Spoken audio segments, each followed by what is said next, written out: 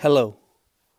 Today I'm going to show you how to create this edit, which is also known as the time machine. It's one of the tutorials built into SuperimposeX, and this was the particular one that fascinated me with the potential of SuperimposeX 3 years ago in December 2017. So to do this, we'll open up the SuperimposeX app. This is the hot air balloon on the bottom of my screen. It's the sixth icon and it's pinned to my taskbar. So I tap that. And we'll start off by creating a new image. So click on the plus and go to stock, and I'll search for night sky lake.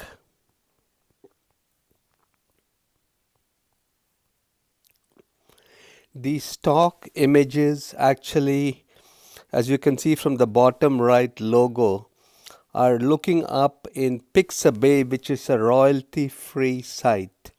And we are going to use this one image here, which I downloaded. And this is of a person sitting and admiring a night sky in a lake. And I click on check.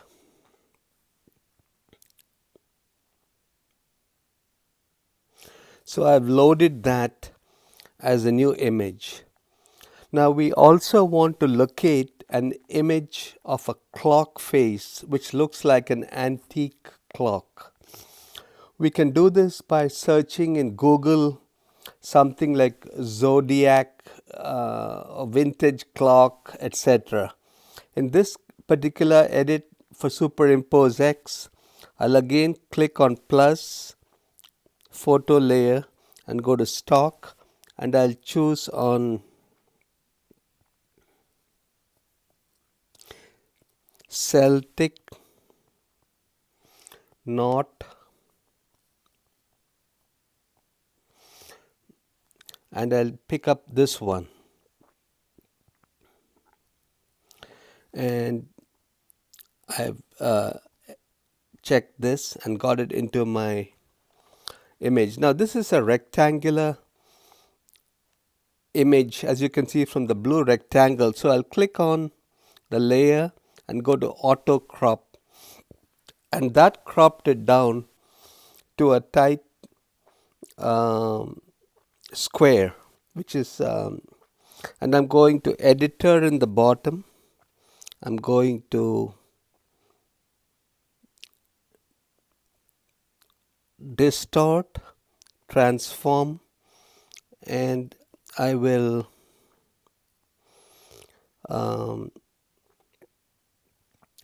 warp this slightly so that it looks like a large giant size clock, and then click on check, and I'll also go to transform and maybe position it somewhere here. Maybe I want to edit, transform, and bring this down even large so that it looks like a huge piece of machinery in the sky, and click on check, and I've got the clock positioned where I like it. And now what I'm going to do is go to layers and click on the base layer of the lake and click on duplicate layer. So what I've done is the base layer of the lake is selected, but I'm going to mask tool, and I'll click on this auto mask, click in the dark trees, and I'll check on my layer there so that only that's visible. So what you can see is all the dark areas I have actually masked it out. Now I'll go back to my layers, click on the clock layer on top, and click on clip up in the bottom. And what that did was it cut out the masked area from the image.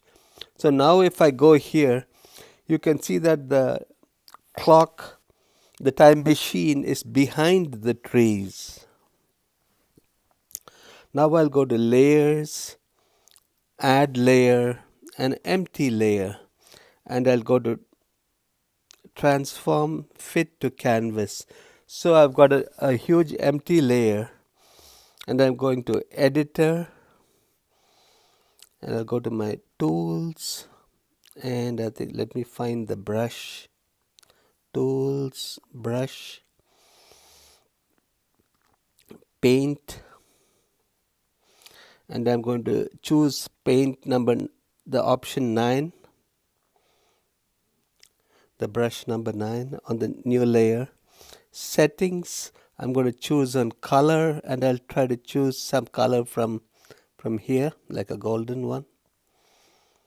Brush size, I'll increase maybe, and let me try to paint. So as you can see, I've tried to paint approximately around where the clock is on a new layer, and then I click on check.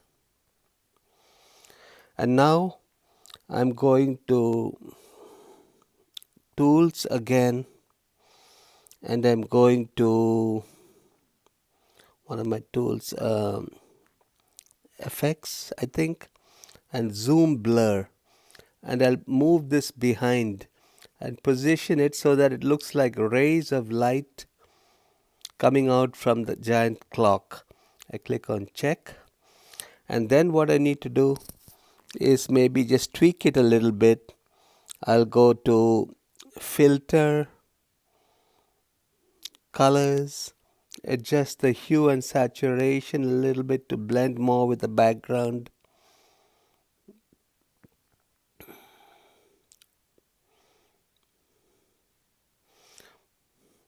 And there you have it, and that's basically the time machine edit. It taught you how to warp or distort the clock, and maybe I can go to layers, blend, and reduce the opacity of it a little bit, some fine tweaks. But that's the gist behind it. You learned how to position the clock, how to use the clip up to cut out intricate shape for the trees, how to create rays of light, etc. I hope you found this little tutorial useful. Thank you.